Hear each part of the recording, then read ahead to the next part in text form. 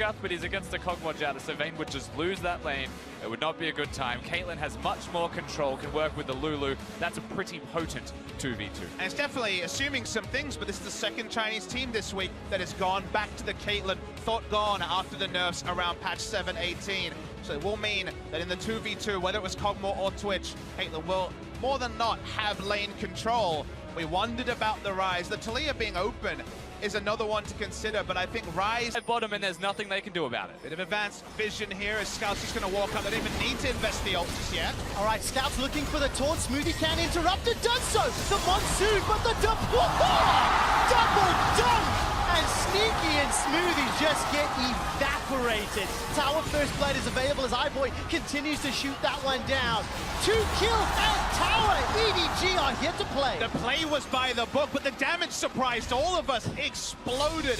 For right now, Cloud9 decide they want to try do something in reply. Ground Warp comes down to the bottom lane as Contracts is around, but look at the minimap. There's support coming down. Great little Bramble Smash comes down as Contracts splashes to safety, forced to use the collateral damage to get even further away. Contracts takes down Mouse, but look at Cloud9, they're low. There's one in reply. Impact's down. Jensen gets Justice punched in the face by Scout. The preparation of EDG this game is going to make many LPL analysts very optimistic. Perhaps we're going to go all the way to EDG SKT at the end of the day. Whoa, iBoy, he's looking for Sneaky. Built over Peacemaker comes down. Ace in the whole body block, but iBoy and Mako, they want another tower, Puppet Smithy. It's a multi-step process, a winning 2v2 lane. Galio to stop. Why do we only see this player? Sometimes.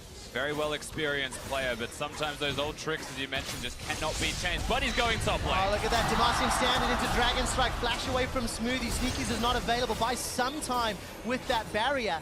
The minion wave is slowly making its way up, and Scout, a primary initiator on the side of Cloud9.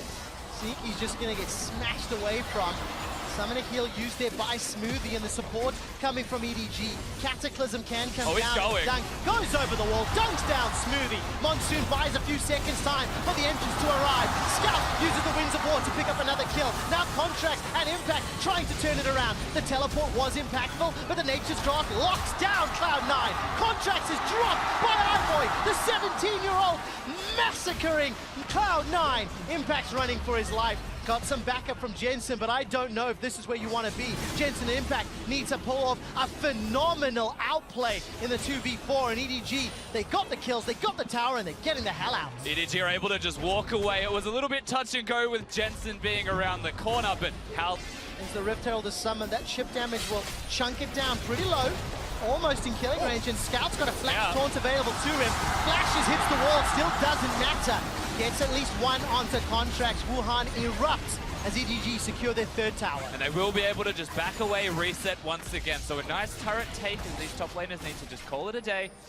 They get Contracts. He's playing an AD jungler. He is being popped like a balloon every single time they find him, or every time the Galio... Click away with 2 items already complete, and there's no one to stop her. All right, Flash Cleanse is available for Jensen. He gets away from one, locked inside the Cataclysm. There's nowhere to go. iBoy gets in range to pick up the kill, and actually that's a full team assist.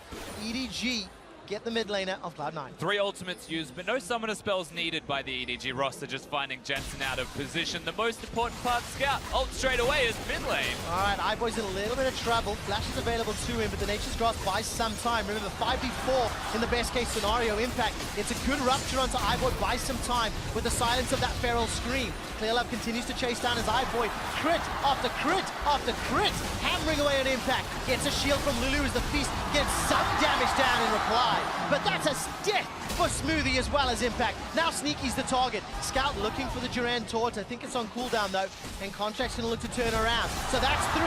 Justice Punch into the taunt. Cloud9 step too far forward. Rooted down by Mouse. And that's another for EDG. EDG are an initiation freight train whose only destination is the enemy nexus. They keep piling up. They don't need great vision. They have so many frontline tanks who can start fights, and all Cloud9 can do is rush home. And with 3 people dead, this isn't just the turret, this is potentially the inhibitor to go down afterwards. Baron is not the primary objective, as you mentioned. It's engaging, killing C9.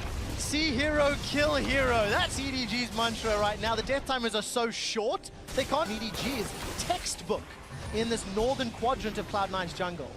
Usually we criticize teams for trying to barrel 5v5, but C9 needs something miraculous to stop watching their objectives go down. All right, Rupture comes up. That's the fight they're looking for. Wild Growth comes down. iBoy survives. There's not enough damage from Cloud9. EDG, however, turn it around. Clearlove is the only sacrifice. iBoy continues to heal up, and Scout is sitting on the front line. Gets himself another taunt. Mouse down to 100 HP and running for his life. Scout gets a gigantic shield. Jumps back in with a Justice Punch. A little too overeager for EDG. Ground Warp now might be enough to close it out. Cloud9 trying to turn around. Throws out the Overload after Overload. Spell Flux comes down in the Rune Prison. Jensen takes down Mako, and Cloud9 survive to live another day. Cloud back with a creative Baron.